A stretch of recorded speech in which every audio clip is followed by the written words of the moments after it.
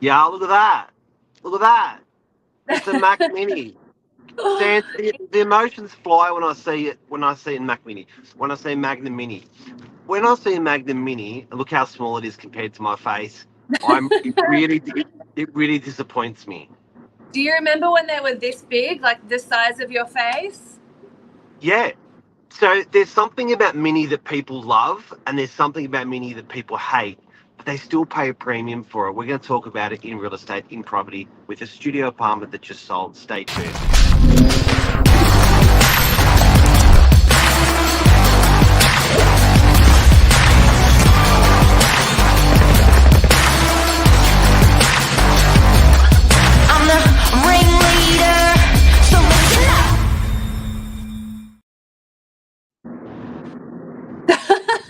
Did you eat that in one? Yeah. I love it. How are you today? Uncool Mini life. I'm well. How are you? Really good. Start a day with a Mac Mini. Not bad. Not bad. I'll remember that for tomorrow.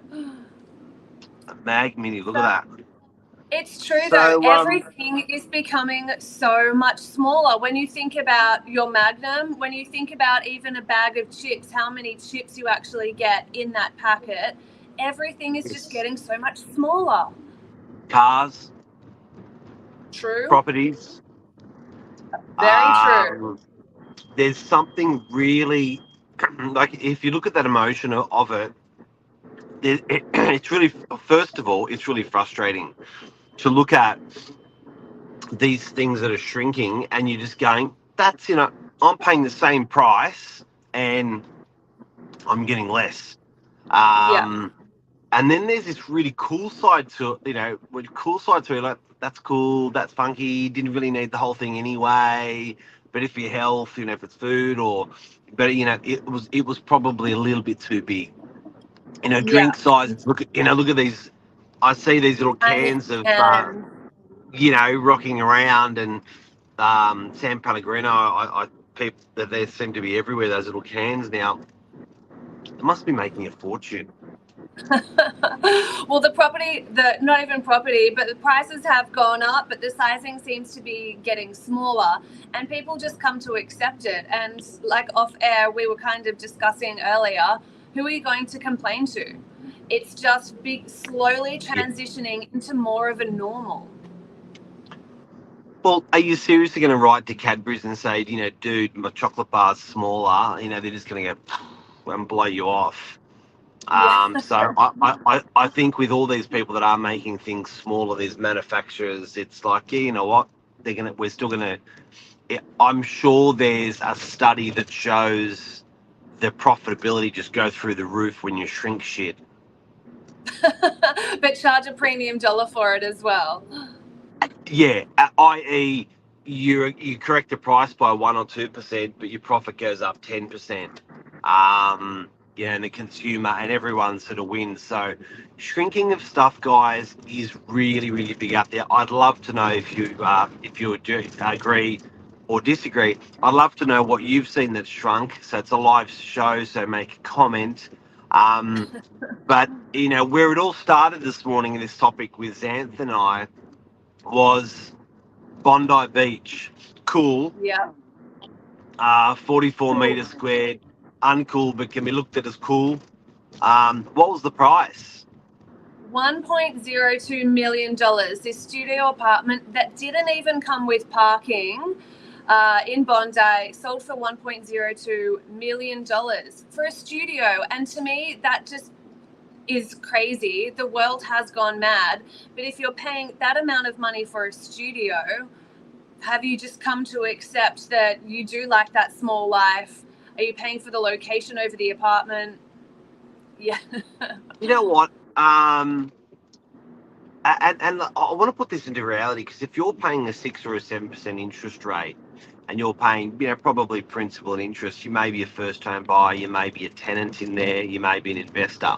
But the reality is this is 70 to 80,000 of your cold, hard cash earnings in a year that are going towards living in that property, and you're still in 44 meters squared. So, I guess it's a harsh reality that studio living, the mini living that we started talking about today, is it's alive and well. Yeah. People are not brown nosing it. It must be. It's obviously bigger than you and me, because it is everywhere.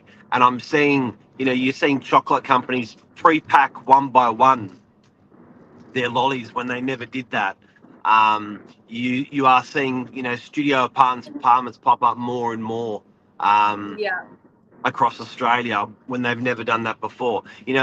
They were so rare to find in the 80s and 90s, and just now that stuff's just getting so much more popular. It's very interesting to watch.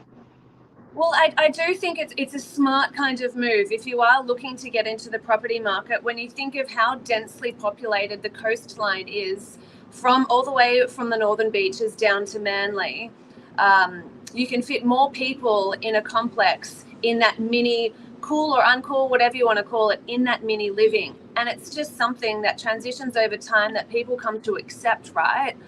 And if you've come from something grand and big, I'm sure that moving into a tiny studio would be a challenge at first, but it's something that you would just grow used to. Yeah, it's been interesting. I think where Luke's having a bit of trying to stoke the fire a little bit. He's just trying to get us going on Bondi versus Manly like last week. Yeah. So what are we going to do about it? Is this the world now where it just gets, like, how low can you go? How small can you get with minis? Can chocolates really get smaller, or can chip packets and drinks, and then and property, like these boarding houses that we're seeing Yeah. out there. We're seeing blocks of 80 being built, and these puppies, with kitchen, with bathroom, between 18 to 25 meters squared internally. So there's, I guess it's smarter living in a way, because these guys are using it as a bedroom, and then they're taking their entertainment, and they're entertaining outside, restaurants, parks, friends' place. Yeah. An ideal example for it is like a divorcee.